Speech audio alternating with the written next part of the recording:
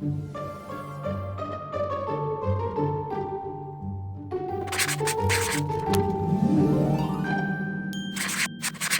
this episode of My Words, My Book, we have Patrice Lawrence. Patrice has written books for children of all ages, from picture books to young adult novels.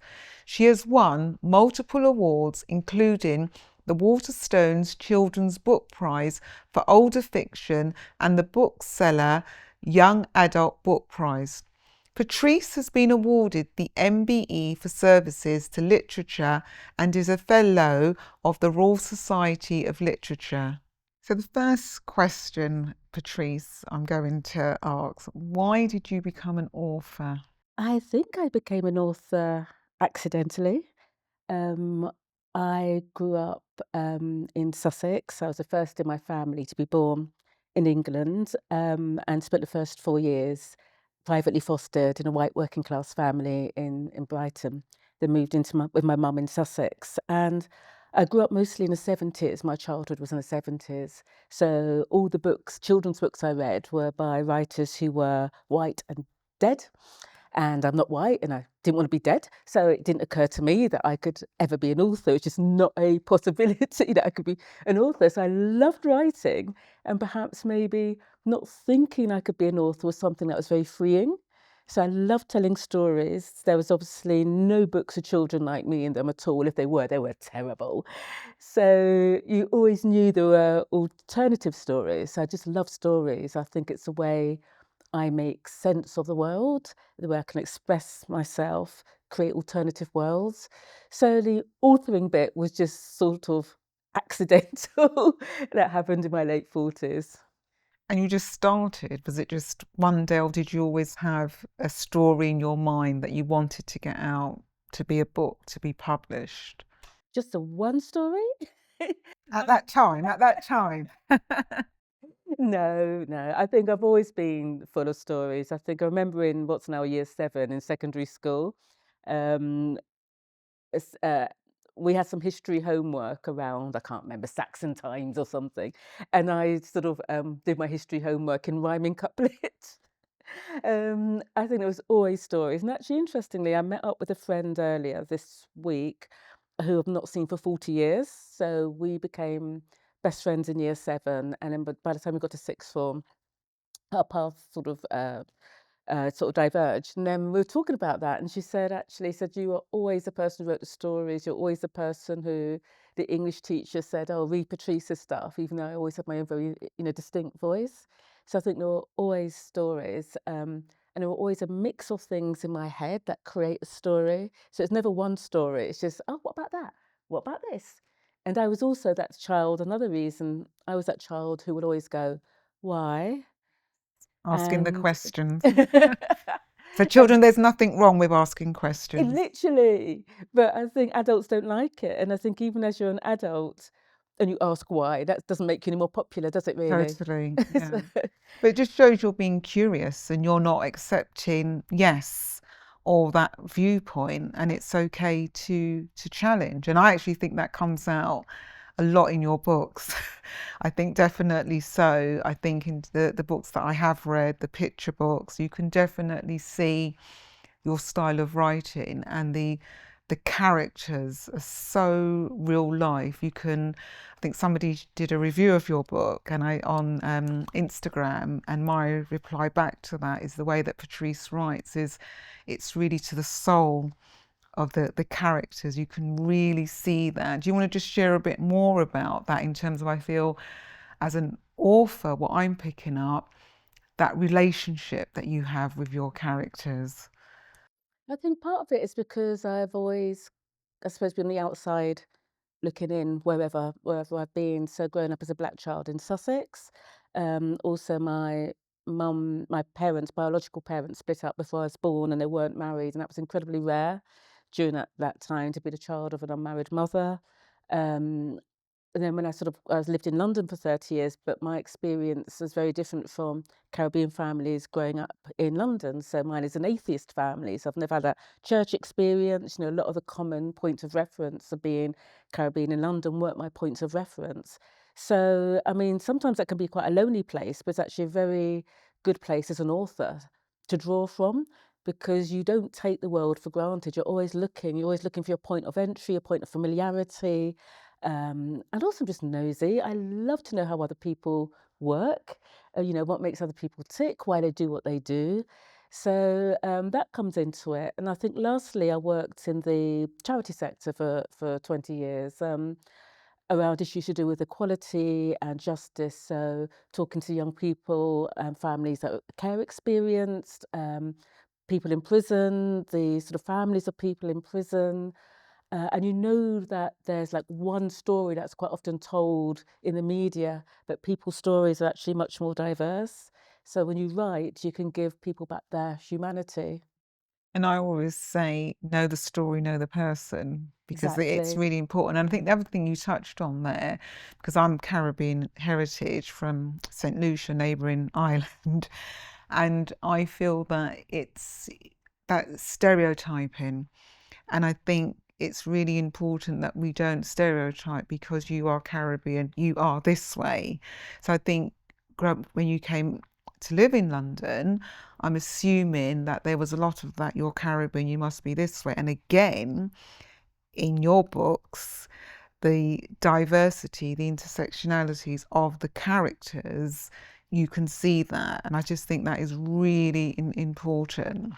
Oh, thank you. And I think it's also, again, my experience growing up with an Italian stepdad. I've never lived in a family where we're all the same colour. I've never lived, my biological father.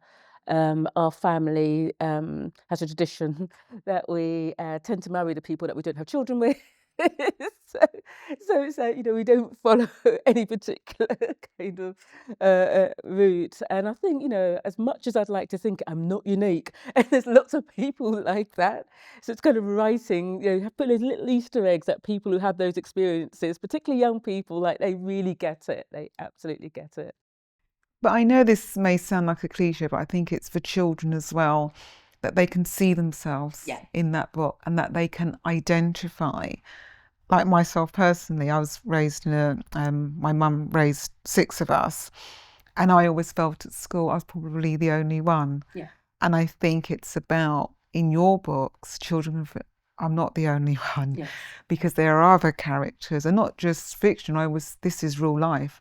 For some children, this is their story, and that's probably coming from your background, working in many communities of different individuals.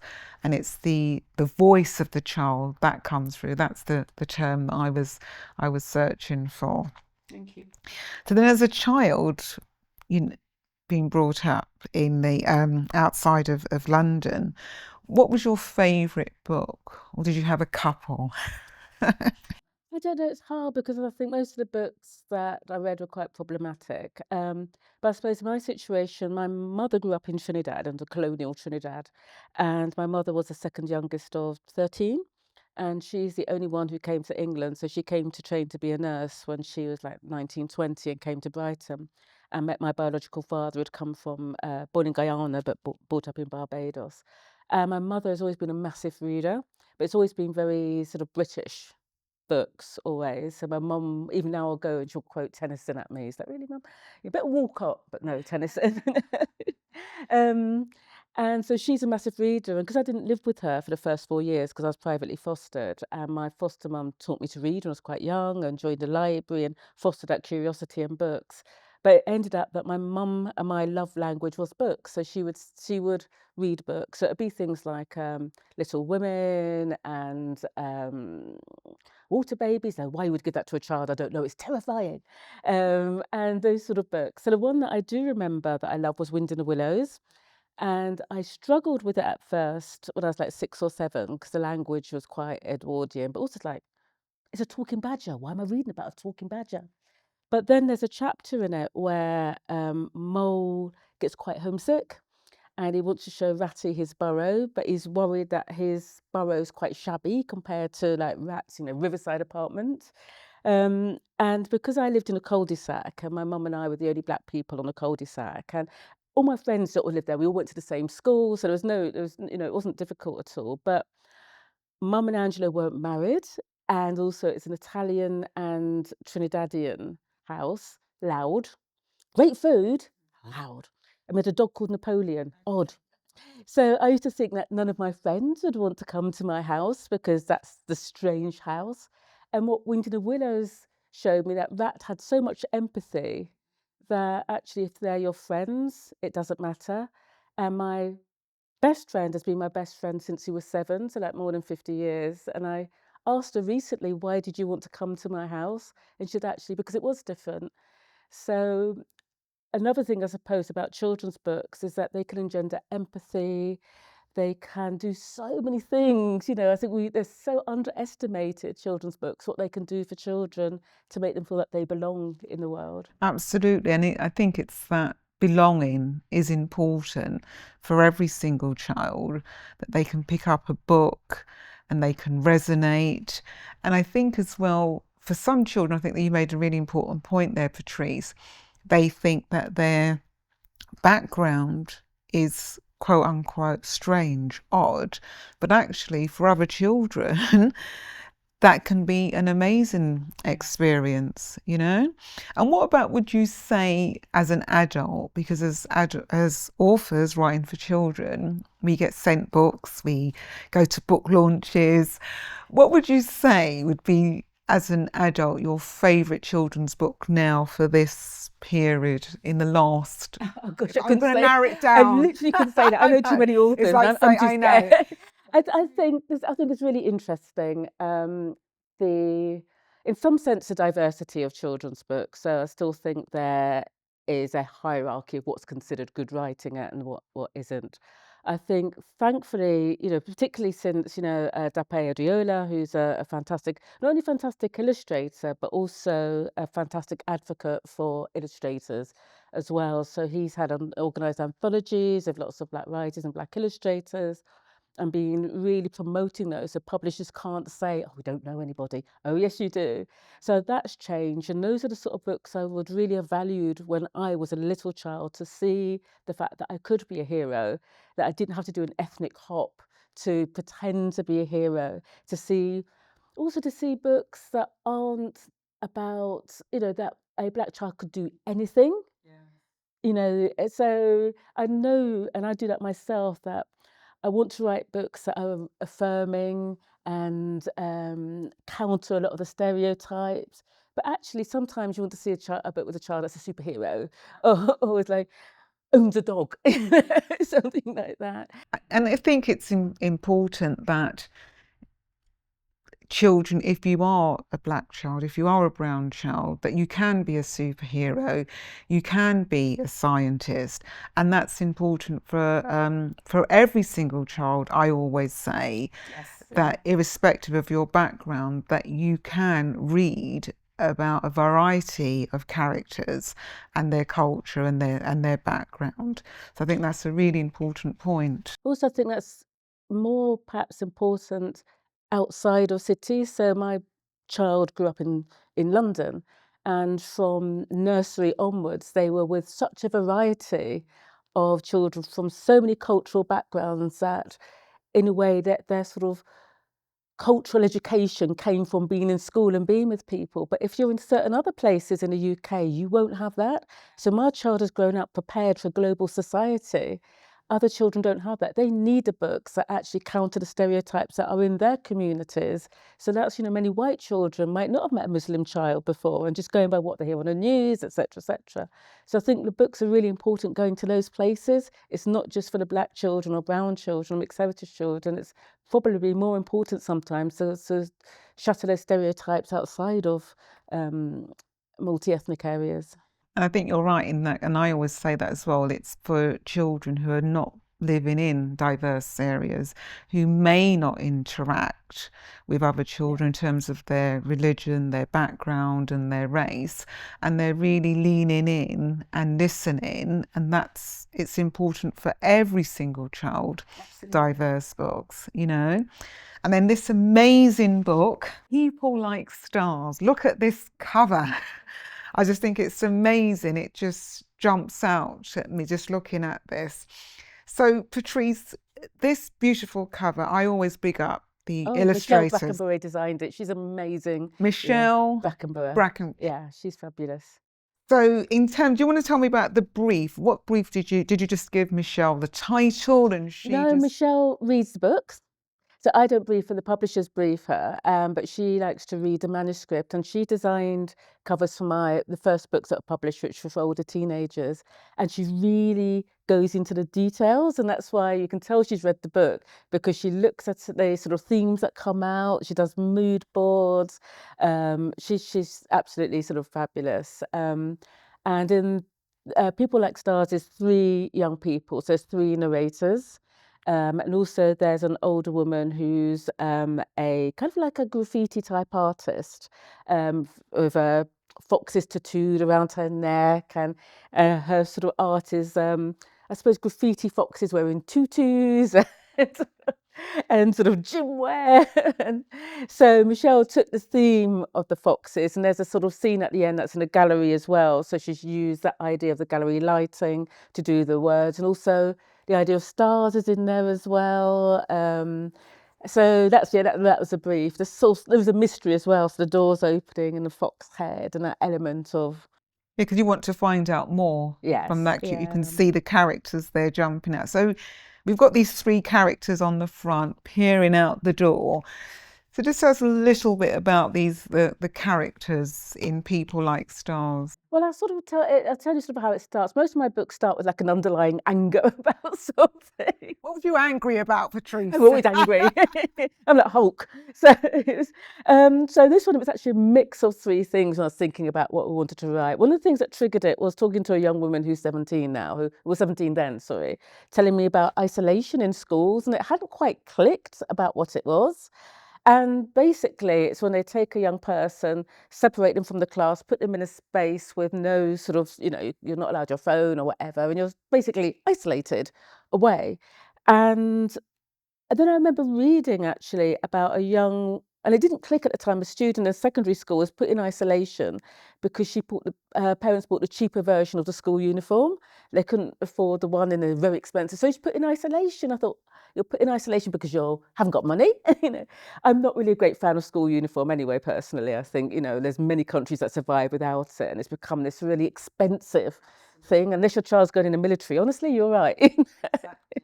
And it's just become this real sort of status thing about how it is. So what happens so you've got Sem, who's the girl, they're all 13. Her mum was 16 when she had her. And they've always lived in different places. It's so hard if you're a lone parent or if you're low income, and particularly in a city, to actually find anywhere to live. Rental prices are, you know.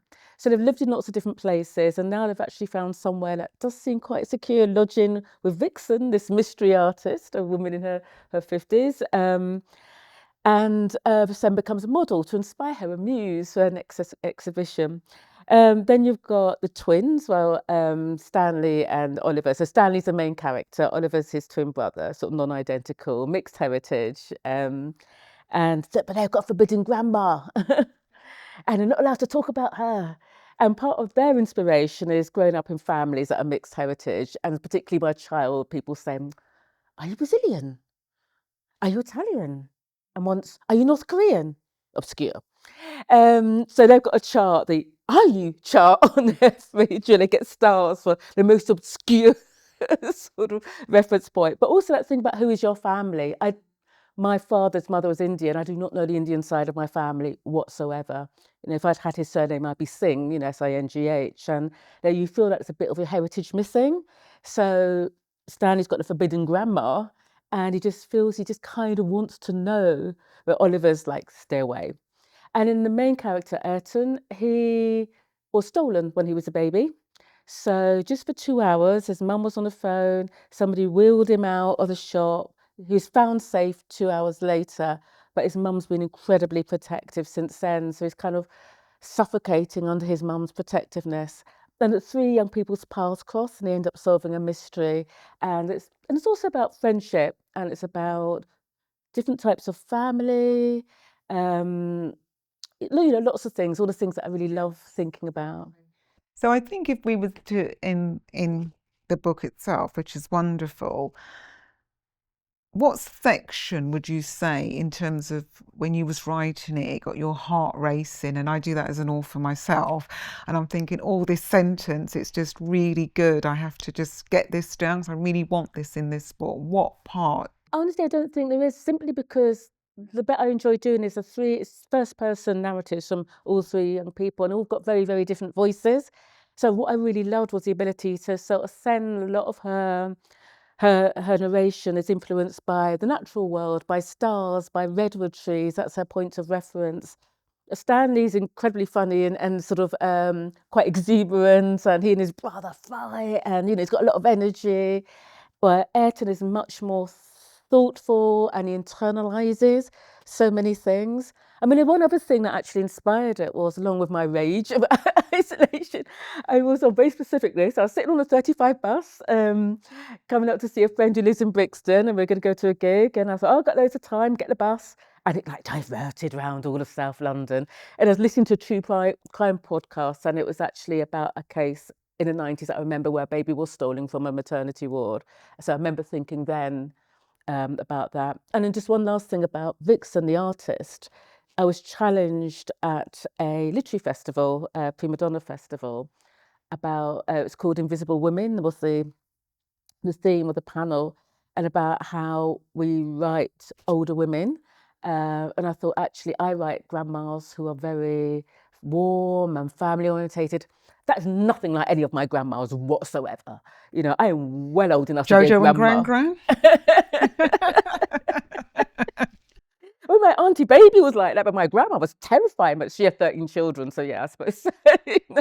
And my stepdad's grandma, it's my stepdad's mum, Nonna, she was like 4'4", and so I suppose you've got to be terrifying if you're going to survive a couple of world wars. So I actually wanted to write, thinking about all my friends my age in the 60s were part of the original punks. Actually, it's a very different way to be.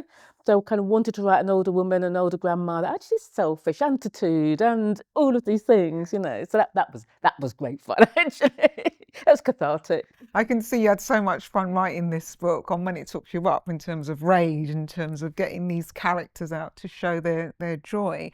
And I think also, to touch on this, which for me is some of the strands on the book, in terms of family dynamics and how we see families. I think we touched on there earlier, didn't we, on being a single parent, parents who are not married, and equally to, I wrote a non-fiction book about diversity in family life. Absolutely.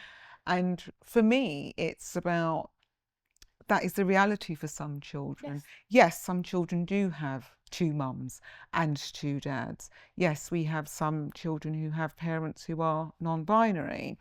And that to me is super important, that for children who are in families where it's mum and dad, which is fine, but there are other children who have so many different family makeups, in terms of who I know, in terms of my friends' children, their families, etc. And it's wonderful that that can be shown in fiction books and non-fiction books as a way of starting conversations, and for children to say, that's my family.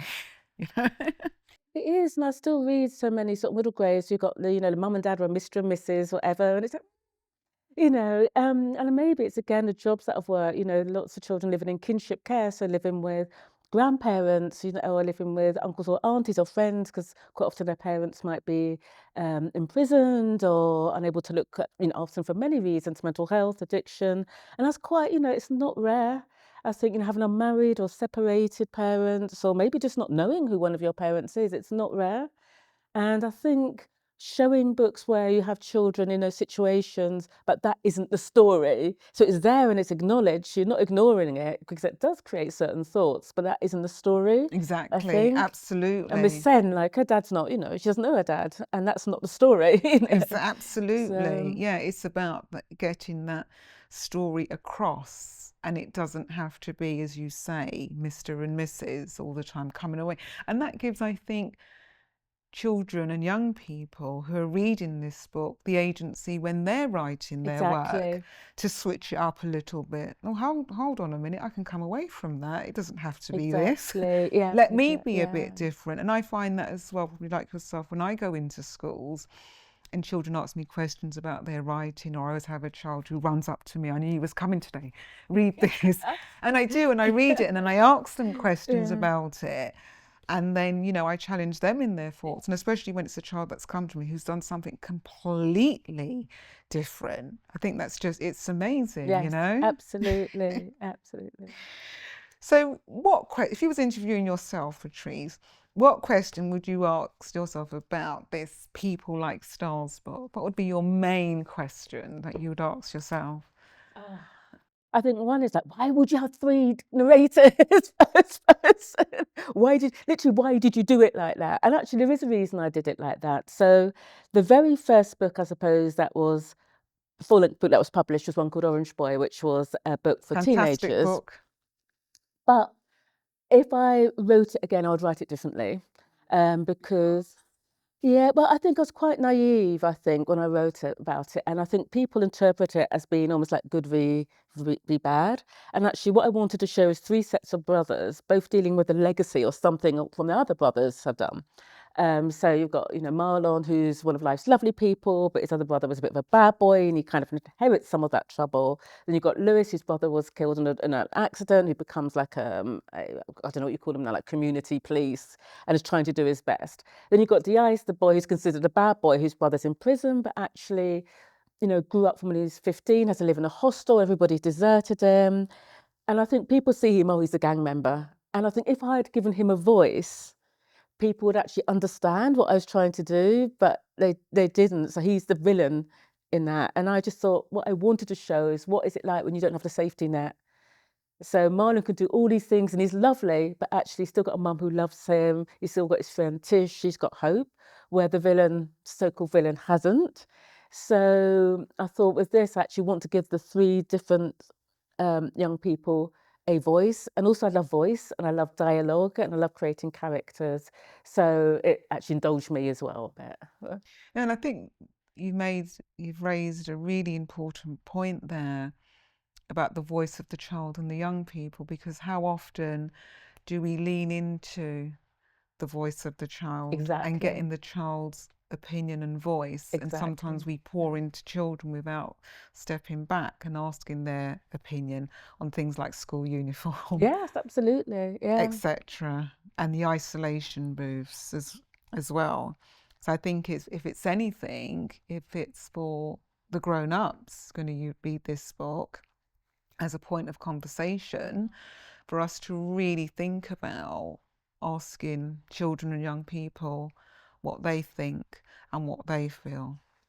Absolutely, because we kind of want emotionally literate young people, don't we? But we're particularly younger children as well, about giving them agency over their lives and asking their opinion about things. And they have opinions, they have feelings, they have all of these things inside them because they're little human beings, you know. And I think also, I just think young children are just amazing. They're on the planet for so little time. Within 2, 3 years, they've got to not only try and work out language, but the concepts that language, describes. They've got to work out etiquette. They've got to learn how to recognise people. They've got to learn routines. Like blooming hell. So yeah, ask their opinion. Exactly, absolutely, absolutely. And I think that's a nice leeway into the next question. What do you want children to learn from People Like Stars? What are the main takeaways? I think for all books, I want young people to learn empathy and to really think about how complex we all are as human beings, so that we are and the other person in your class, and the other person in your class, and the other person in your class. So I think that's mostly it. I also just want young, people to read a good story and think, actually, I could write about that. Yeah. So one of the reasons I wanted to write about homelessness is I was staying in a sort of budget hotel and I realised at breakfast that there were women, I presume, were mothers with children in school uniform. So I presumed that they were living there. And I asked the receptionist, do you house families? And obviously, because of lack of cheap rental accommodation, a lack of social housing, local authorities do house people who haven't got a home in budget hotels. And although it's a nice hotel, but being there in a room with your child, no cooking facilities, not knowing who's living opposite you or in a room next to you, having so little control. So another thing, I suppose, in books is that we can alert each other to these circumstances because they're not in so many people's worlds. Quite a lot of us, including me, are quite oblivious to so many things that impact on children. And I think even recently, actually, Shelter talked about the statistics. Something like 160,000 children are, homeless. And you think in England and Wales, that's a lot of children. So it's another way of thinking, actually, these things are happening in our society. And what you want to do is provoke a conversation about them. You're absolutely correct. And I think it goes back to there are children who I know I've spoken to and young people who do live in hotels, bed and breakfasts, hostels. Absolutely. And because they feel that shame, Yeah. they don't mention it to their friends in school. So again, that's why I feel it's very important that we have books that talk about it and have it as a sense this is what's happening. And quoting Shelter as a charity, those stats are just unbelievable. And sharing a kitchen, sharing bathroom facilities for some children trying to do homework. It's about saying, well, actually, for those children not being seen, but we see you. We see you in as authors and as creators. And I think probably like yourself, Patrice, I think subconsciously it comes out in our creativity, in our story writing. Absolutely. I think books can change the world from picture books. I really think they do.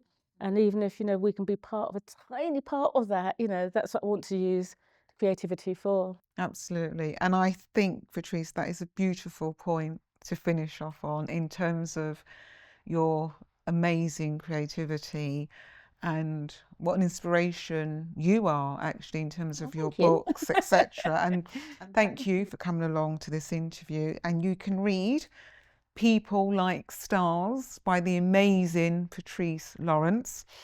And remember, I always say to use your local library if you can. If you have one. Absolutely. And it's free. And as I always say to finish off with, on My Words, My Book, as Claudia and Tessa always says on Strictly Come Dancing, they say, keep dancing. I always say, keep reading.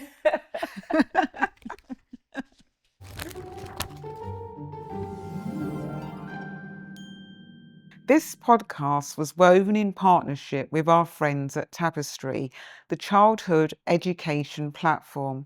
They have kindly devised the educational resources for each podcast interview. Tapestry helps you celebrate children's learning, improve communication with families, and streamline your admin with powerful booking, invoicing, and management tools, giving you more time for what matters, the children and you. Visit tapestry.info to find out more. This podcast series was recorded at the Quick Brown Fox Video Production Studios in Wandsworth Town, London, with top-notch equipment and a knowledgeable team who are always happy to help. Recording our podcast has been a breeze.